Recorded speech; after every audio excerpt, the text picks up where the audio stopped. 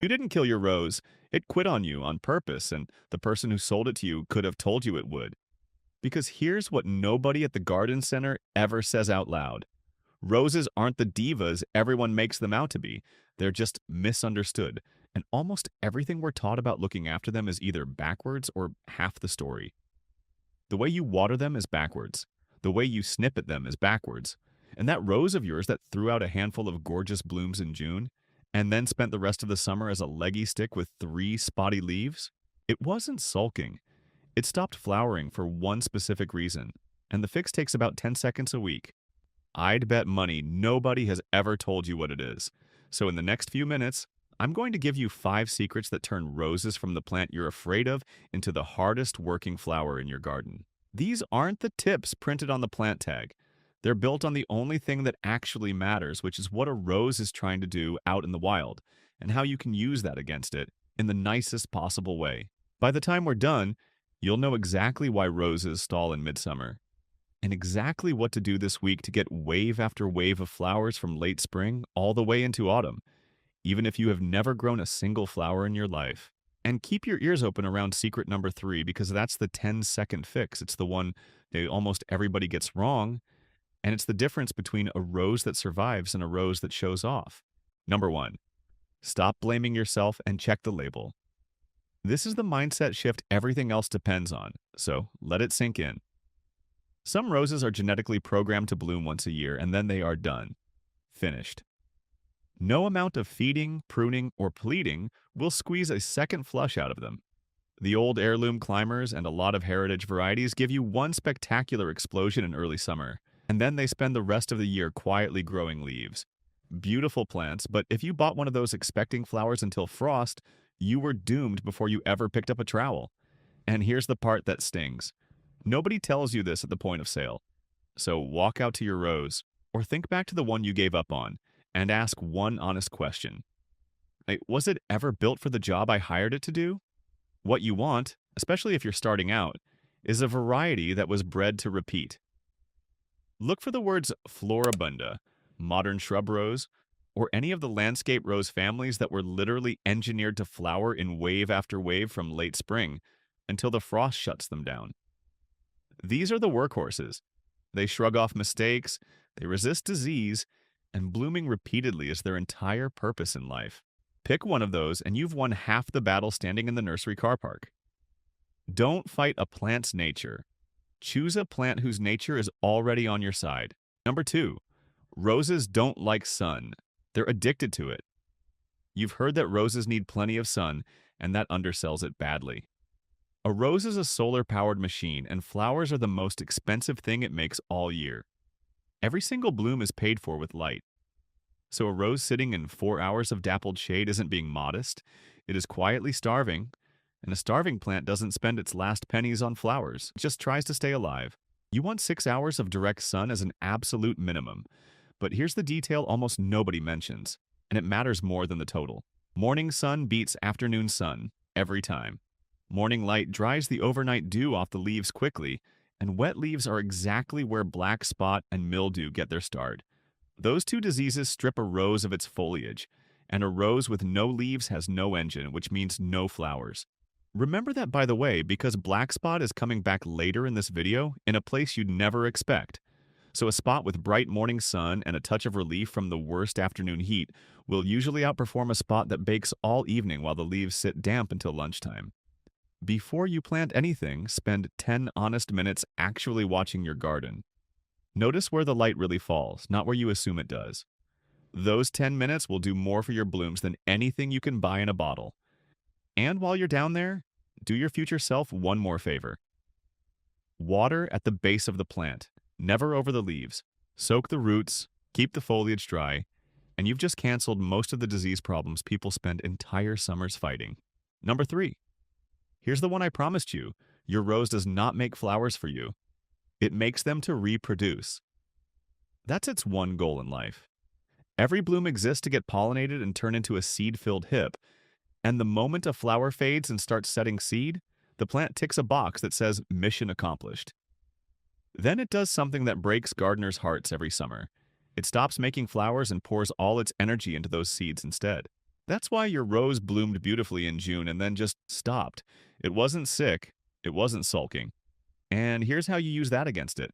The moment a bloom fades, cut it off before the plant can set seed. This is deadheading, and it isn't tidying up. It is you giving the plant a direct order. When you remove that spent flower, the rose registers a failure. It didn't manage to reproduce, so it does the only thing it knows how to do. It tries again with a brand new flower. You keep snipping, it keeps trying, and that loop, repeated all summer, is the entire secret behind those roses you see smothered in blooms in August while yours sat bare. The technique takes 10 seconds to learn. Don't just pull the dead petals off. Follow the stem down to the first leaf with 5 leaflets and cut just above it at a slight angle. That's the spot where the plant pushes out strong new flowering growth. Once a week, walk your garden with snips in your hand and remove anything that's fading. 5 minutes once a week. A rose that thinks it's failing at its only job in life will flower harder than you've ever seen a plant flower. But here's the catch. A rose covered in fresh buds is a rose burning fuel, and the way most people water is quietly draining the tank. That's next. And stay with me for number 5 because the best thing you will ever do for your rose is going to feel like vandalism. Number 4. Water deep and lazy, then mulch and walk away. If I could fix one habit for every beginner rose grower, it's the daily splash. That little drink every evening feels like love, and it is quietly sabotaging you. Shallow, frequent watering trains, the roots to hang around near the surface where they cook in every heat wave. And a heat-stressed rose does exactly what a starving one does. It stops blooming to save itself. So flip it. Water deeply and water rarely.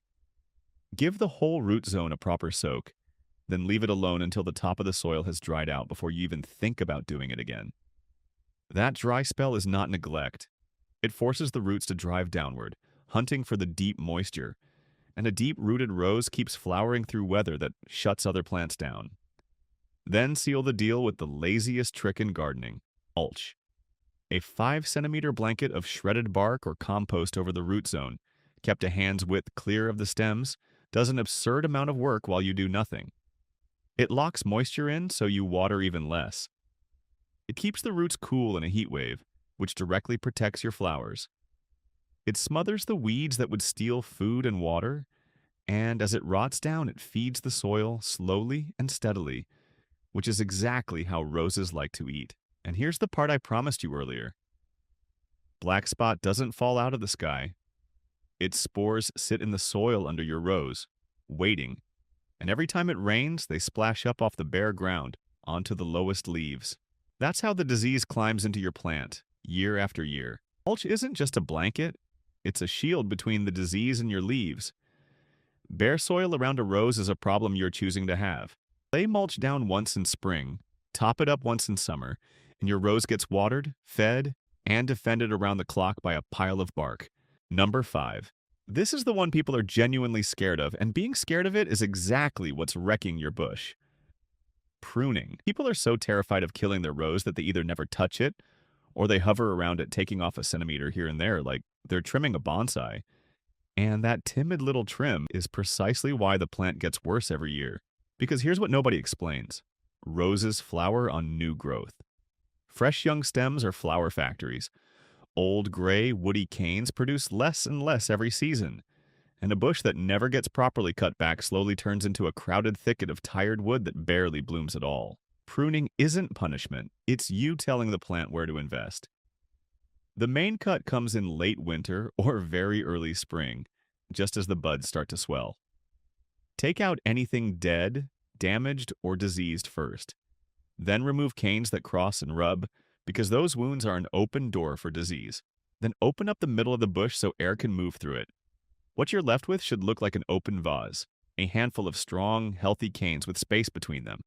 And make every cut just above a bud that faces outward, so the new growth grows away from the center, not back into it. Yes, when you step back, it will look brutal, like vandalism.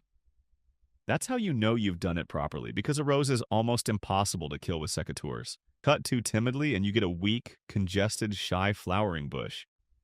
Cut with confidence and the plant answers with an explosion of vigorous new growth covered in buds. Unlike lavender, a rose will forgive you almost anything, So stop being polite to it. Be decisive. Your rose is begging for it. So there you have it. 5 secrets. Buy a repeater, give it morning sun, and keep the leaves dry. Deadhead every single week. Water deep, mulch thick. And when late winter comes, prune like you mean it. Now don't try to do all 5 this week.